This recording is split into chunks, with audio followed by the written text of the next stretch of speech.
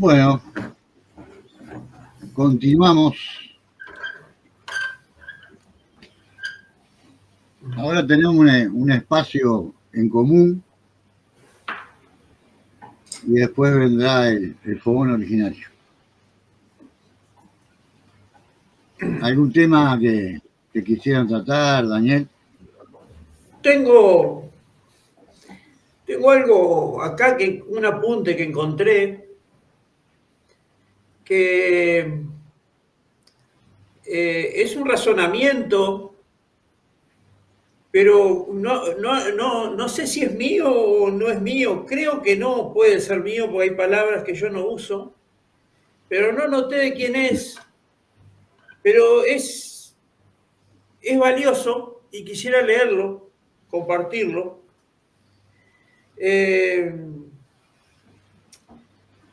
Se llama, el título le puse, así que la importancia de la memoria de los pueblos originarios. Y dice que América Latina es un continente construido por sucesivas olas colonialistas, que hemos sido condenados a ser proveedores de materias primas a los grandes centros económicos y políticos del mundo, que hay una dependencia, que como colonialismo somos dependientes económicamente, pero que hay una parte subjetiva en el tema también, y que está plasmada en la negación constante de nuestras raíces indígenas, ¿no? Y la admiración casi ciega de todo lo que es la producción intelectual de Occidente.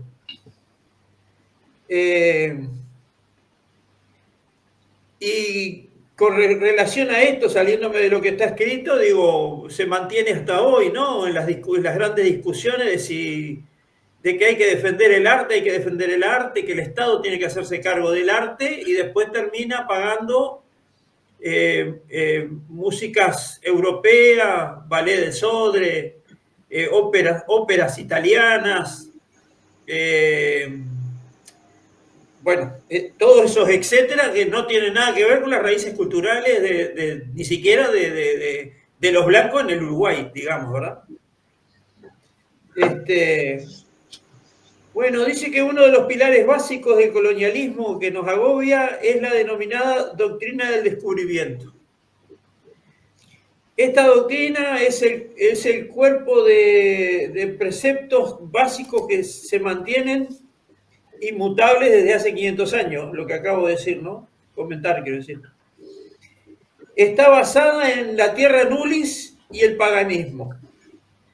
La tierra nullis sostiene que el territorio descubierto por los colonizadores, al no ser explotado de una forma racional y capitalista, se lo considera tierra salvaje, tierra vacía de gente. No es casualidad que en el siglo XIX a los territorios controlados por indios y gauchos se le denominara el desierto. Y es válido para acá, para la Pampa Argentina y para ciertos territorios brasileños, ¿verdad? Es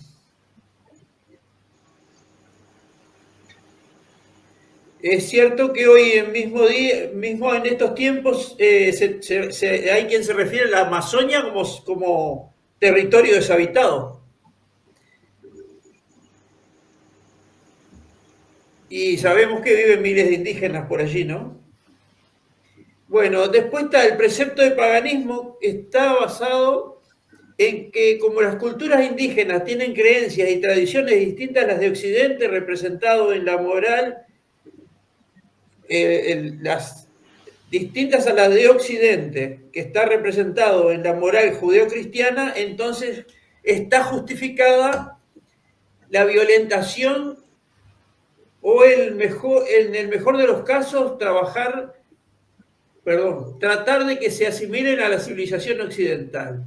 A principios del siglo XX, la totalidad de los países del continente tenía expresado, tanto en sus constituciones como en todo tipo de legislaciones y políticas estatales, que los pueblos originarios debían asimilarse a las culturas de los estados nacionales. O sea, la civilización occidental. Incluso hoy en día las regiones donde habitan preferentemente los pueblos originarios son las regiones que reciben más visitas de misioneros evangélicos. Además, en pleno siglo XXI, el reconocimiento de las autonomías territoriales y culturales sigue siendo un tema urticante para la mayoría de los países. Cabe destacar que la doctrina del descubrimiento es un precepto esgrimido en el texto La justa guerra contra los indios de Juan Ginés Sepúlveda. Recordemos que este nefasto personaje fue quien debatió con Fray Bartolomé de las Casas para determinar si los indígenas eran humanos o animales, y por lo tanto si se los podía esclavizar y masacrar. Si bien la teoría del fraile ganó y eso dio paso a una legislación indigenista, en los hechos la política seguida fue la de Sepúlveda, sin duda, ¿no? El triunfo de Sepúlveda se debe a que seguimos con los pilares de tierra nullis de que antes ya se habló y que antes de que llegaran los europeos no había nada en el continente, olvidando la presencia humana milenaria que caminó por estas tierras. Cuando se quiere ir más atrás en la historia, siempre se toma a Europa como pasado. ¿Acaso no hemos nacido en esta tierra? Nos han hablado de la crueldad de los pueblos incas, el Tahuantinsuyo, el Estado mexica o los señores mayas, pero evitan hablarnos de las mujeres acusadas de brujas que eran quemadas. Que eran quemadas vivas en hogueras y la Inquisición, que de santa no tenía nada. En cambio, evitan decirnos que nuestros pueblos, Estado, le aseguraban la comida a toda su gente, mientras que los estados actuales tienen gente marginada que queda afuera de toda protección social. Como nuestros pueblos no construían ciudades, se nos redujo a sujetos casi animales, con casi nula atención por parte de los estudiosos. Pero no construimos ciudades no significa nuestra inteligencia. Perdón, me perdí. Ciudades no significa nuestra inteligencia menor, nuestra complejidad y nuestra filosofía de vida y espiritual. El desarrollo de los relatos míticos, la cosmogonía y el conocimiento sobre el ecosistema donde se vive son superiores en pueblos preestatales que en pueblos estatales. Sin duda. El tener y el ser, como diría en algún momento. La colonización de nuestro pensamiento es de tal magnitud que cuando pensamos en el medioevo, pensamos en una época oscura y de atraso, donde se limitaba el pensamiento, había guerras constantes y las personas pasaban hambre. Pero olvidamos que esa fue la experiencia europea, más no del resto del mundo. Aquí, en nuestra Via Yala, fue una de las épocas más florecientes, cultural y creativamente. Allí nació el maya clásico, nace Teotihuacán y al sur el Tiahuanaco. Y los moches, con sus señoríos gobernados por mujeres. Han intentado y en parte logrado moldear la memoria como si solo importara lo que evolucionó o no.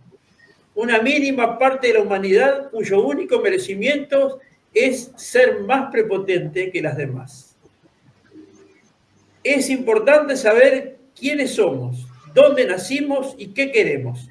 Nuestros colonialismos se avisoran, por eso debemos rescatar la memoria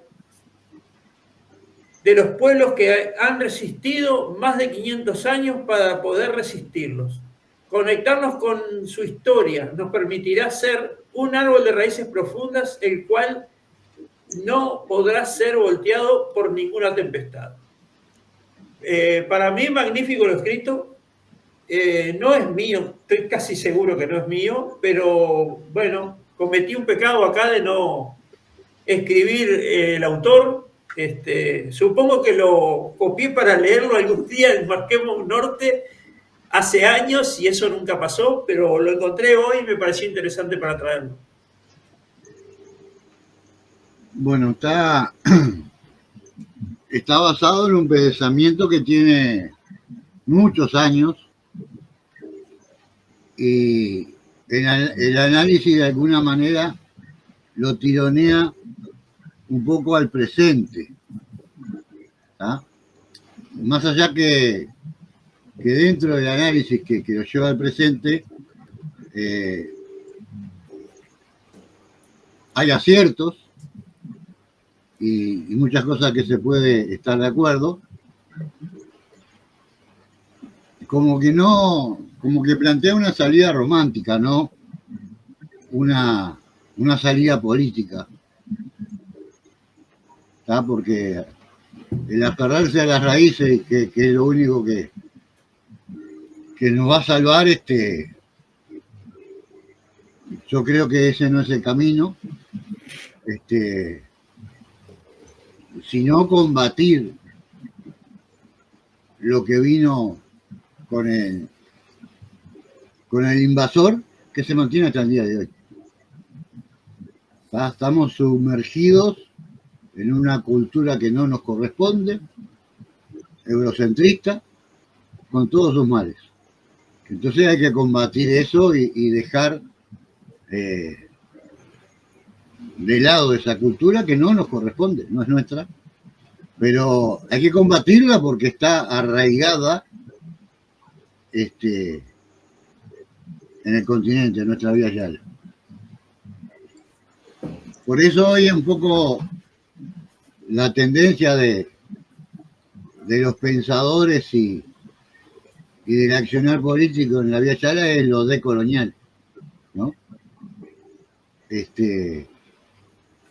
Hoy se está tomando ese camino de análisis, pero también de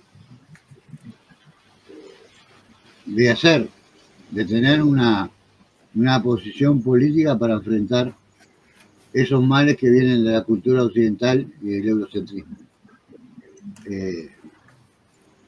Pero interesante, Daniel, sinceramente.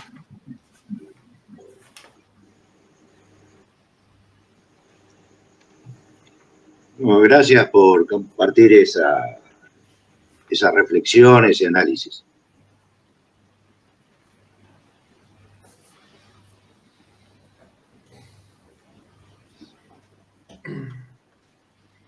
¿Te acordás que hace unos días hablábamos de cómo los jeques árabes se dejaban robar el petróleo hace muchos años? ¿Te acordás de eso?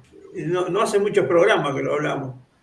Y que los gobernantes, tanto de los últimos 10 años como pareciera que los de ahora, están a la misma altura que aquellos jeques árabes antes del 70, 80 de la década del siglo pasado, que empezaron a hacerse dueños del petróleo y hoy económicamente mandan en el mundo.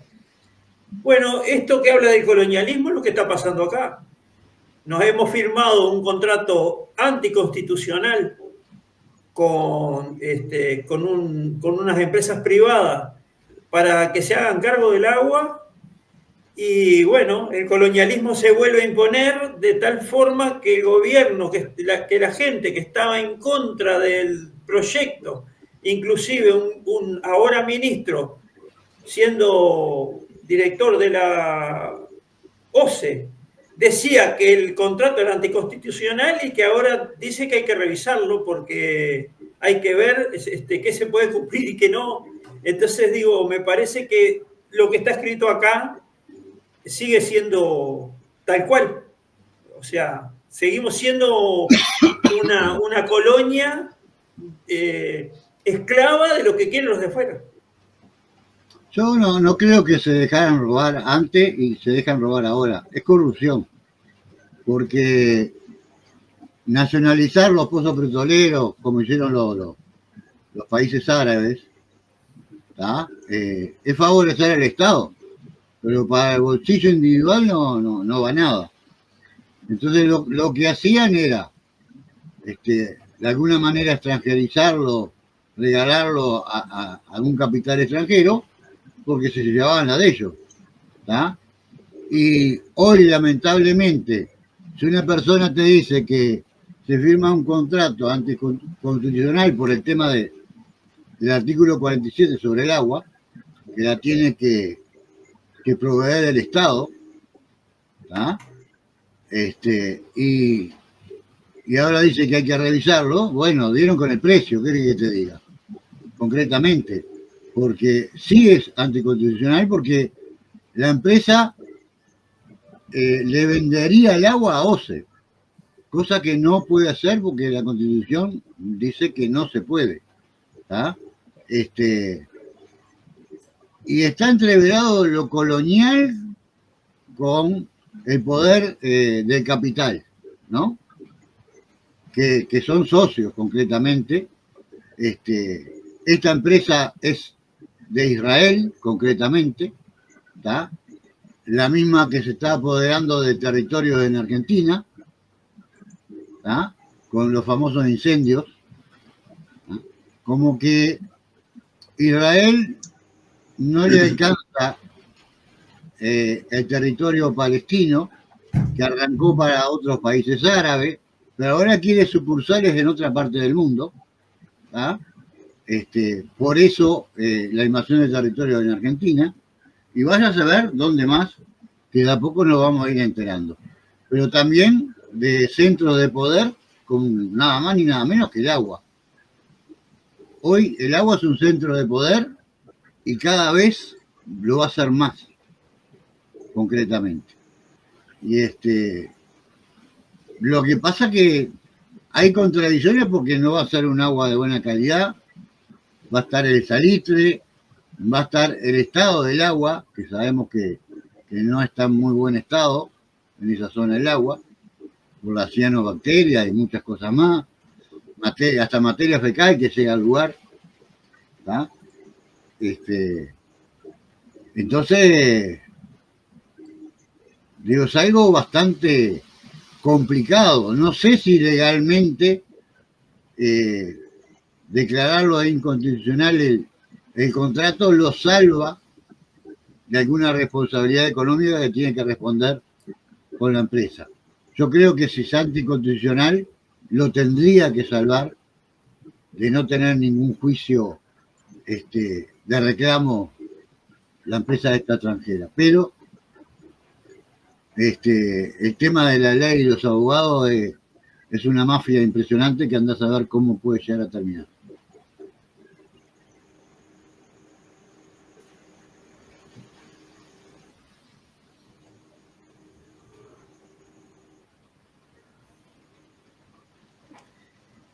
También no se descarta la otra opción, ¿no? De agregar un afluente de Santa Lucía para tener más agua. Está entreverada la baraja. Vamos a esperar que den. A ver, Ricardo, más agua se necesita. Una represa hay que hacer. El tema acá es que no sea privada, porque constitucionalmente no se puede, y segundo, que no sea salada, porque orgánicamente no la podemos resistir, no es buena para nosotros. Y va a ser mucho más cara si hay que desalinizarla, meterla a un pozo en la tierra, en un lugar donde es productivo, que es un mamarracho total. Es un mamarracho total. Además, el agua que se sacaría de ahí no alcanzaría a cubrir lo que se pretende. Es un mal negocio por todos lados. Exacto. Es muy caro para hacer un agua que no va a alcanzar. Después, que no alcance, bueno, no alcanza, pero es un lugar más de donde sacar agua. Desde ese punto de vista, sería un apoyo. Es lo único valioso, que sería un apoyo de agua. ¿Pero qué agua? Agua intoxicada por la cianobacteria y todavía encima salada en cierta época del año. Y cuando dice que yo eso no lo estudié, así que me voy a basar en lo que dicen, En el momento en que el punto de sal está mayor, ahí es cuando flaquea el río Santa Lucía. O sea que vamos a tomar agua más salada que el resto del año. Cuando la precisemos va a estar mucho más salada. No, y se vierte en aguas negras, ¿viste? Caquita y pipí se vierte, vamos a hablar claro, en ese lugar. Si hay bacteria, capaz que es lo más sano que hay, capaz que hacemos una ensaladita, ¿viste? Claro, pero ¿qué hacemos con la caquita? A mí no me... No, pará. ¿Qué tenemos que hacer de esa agua para que quede mínimamente aceptable? Es imposible. Es imposible. Es imposible. Pero bueno, ellos se basan en que hay un contrato firmado. Y yo creo que los contratos firmados que no te convienen hay que romperlos. Y hay que buscar la forma de que romperlos sin que... demostrando que es anticonstitucional primero y después que no es agua sana, que es lo que se le pide a la empresa. No, y además hay que enjuiciar a Luis Alberto Lacalle. Exacto. Por haber firmado el contrato, es un reverendo hijo de puta, vamos a decir la verdad. Exacto. ¿Ah? Hay que enjuiciarlo, porque vos no te podés, 5 minutos antes de irte, firmar un contrato de estas características. Ya que le habrá servido al bolsillo de él, igual que los árabes, eso, que vos decís que regalaban. Ricardo, los árabes, vos tendrás que ver ese momento de la historia. Hoy los árabes están en esos jeques árabes, hablemos así en lo individual nada más, esos jeques árabes hoy tienen el mismo valor conceptual, el mismo valor de dinero y mucho más todavía que un norteamericano rico, que un europeo rico. Se codean con ellos, comparten con ellos, negocian con ellos. En aquella época eran ricos para su pueblo, pero en realidad no les pagaban no les pagaban el petróleo que se llevaban, les pagaban un permiso para explotarlo. ¿Qué es lo que pasa acá? Acá tenemos un montón de gente que debería defendernos como pueblo y velar para el pueblo, y se llevan la de ellos, y nosotros, ¿qué es lo que acabas de decir vos que hizo el presidente anterior? Firmó a último momento. ¿Y cuál es tu interés de firmar a último momento? Y yo no tengo pruebas, pero yo sospecho algo. ¿Tá? Estaría hasta plenamente seguro, ¿tá? Pero no tengo pruebas. Entonces yo a lo que voy es, ¿qué se lleva? ¿Qué es? ¿Qué es él comparado con los jeques árabes? ¿Qué es él hoy comparado con un millonario norteamericano? ¿Qué es él comparado con un millonario europeo? Un peoncito de mandado. Bueno, esos eran los jeques árabes en esa época. Y de eso me estoy diciendo, que en un día se empoderaron de ese dinero. Se lo empoderaron para ellos, no para el pueblo. Pero hubo un cambio cultural y hubieron guerras para eso. Porque los gringos, los ingleses y los norteamericanos no se dejaron sacar el petróleo así nomás. Hubieron muchos. Y después que hubo eso, fue cuando cobró más fuerza el Estado de Israel, por los años 60 y tantos. ¿tá? Que fue cuando dijeron, bueno, para frenar a los árabes tenemos que meter un Estado acá. Ojo con eso. Porque no es tan fácil el mundo decir que es como un tablero de ajedrez. Movés un peoncito, movés un rey, movés una torre, movés un alfil. No es tan fácil de que todo se da así como una maravilla. Por algo nos hacen lo que nos hacen y nos tienen de conejillos de India cuando quieren y ensayan en el Uruguay cosas como las computadoras o algún otro tipo de ensayo, como que hoy, si fuera tan conveniente, ¿vos te parece que el Uruguay sería el segundo país en el mundo de energía eólica? Por algo otros países no han seguido este camino. Es más complicado que eso de solo ver quién es rico y quién es pobre. Es más complicado. No, estoy totalmente de acuerdo. Decir a Venezuela si no es complicado. Que hoy hasta el más zurdo acusa a Venezuela de dictadura. Que se está defendiendo para que no se le queden con el petróleo. Hay varias cosas más a analizar, las debe haber. Pero acá el problema de Venezuela es tener petróleo. Y el más zurdito de todo dice que Venezuela es una dictadura. Bien, ahí invocaste un punto. Hay dos cosas. Lo que estás diciendo vos hoy es correcto.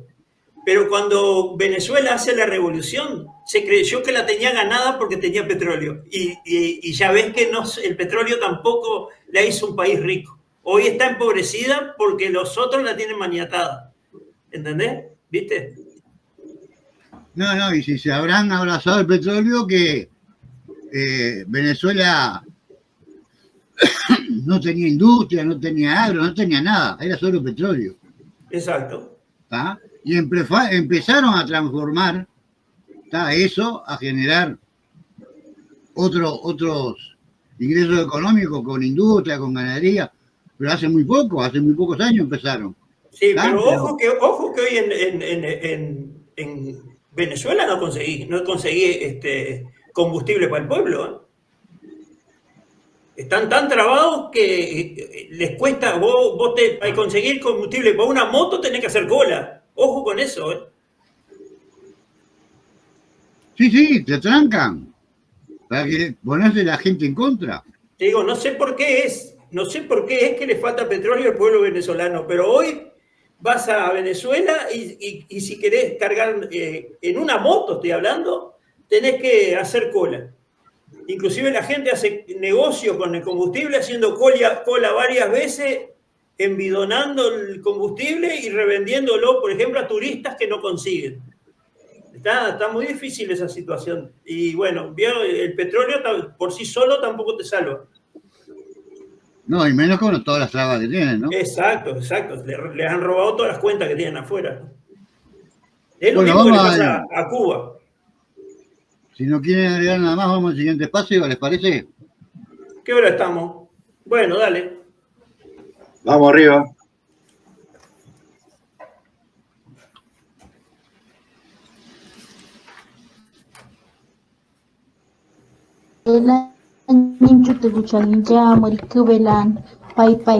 Mi nombre es Diana Gembuel Morales del pueblo Mizá. Un saludo desde el territorio.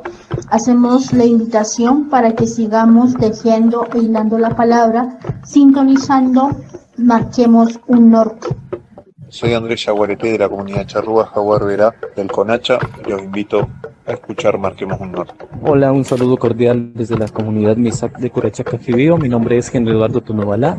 Los invito a escuchar Marquemos un Norte. Soy Mónica Michelena del pueblo charrúa. Pertenezco a la comunidad charrúa Vascuadén Chalá del Consejo de la Nación Charrúa Conacha de Uruguay. Y los invito a que sigan escuchando Marquemos un Norte.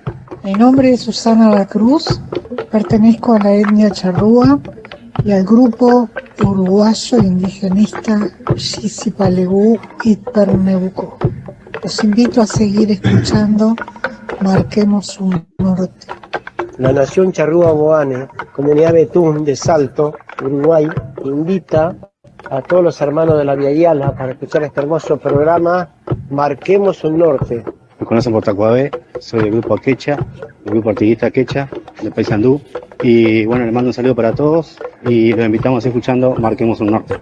Mi nombre es Marta Nieves, pertenezco a la familia originaria charrúa y soy parte de las mujeres de la costa y de muchas otras agrupaciones.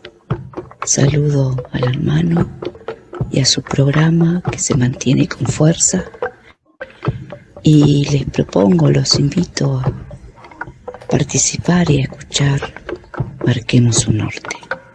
Gracias. Soy Silvina Nieto, Alvar, Mazum, de la etnia afroindígena Zambos, del grupo Ecos Africanos Afroindígenas del Uruguay. Los invitamos a que sigan escuchando Marquemos un Norte. Hola, mi nombre es Erika Lincango, soy quitucara de Quito, Ecuador, quichua zambiseña, periodista indígena migrante, y les invitamos a que sigan escuchando Marquemos un Norte. nombre es Daniel Tunubalá, soy originario del pueblo Misac, país Colombia y del Gran Cauca. Los invitamos a todos los escuchas para que sigan en su programa Marquemos un Norte. Mi nombre es Bolivia Gordillo Bautista, perteneciente a Chiapas, una comunidad indígena llamada Tenejapazoy, y los invitamos a seguir escuchando Marquemos un Norte. Cruz Tunubalá Uyuné, vengo del sur de Colombia, pueblo Misac. Lo invitamos a escuchar Marquemos un Norte. Mi nombre es Miguel Antonio Tonobalá, del pueblo Misac. Sigamos escuchando Marquemos Norte.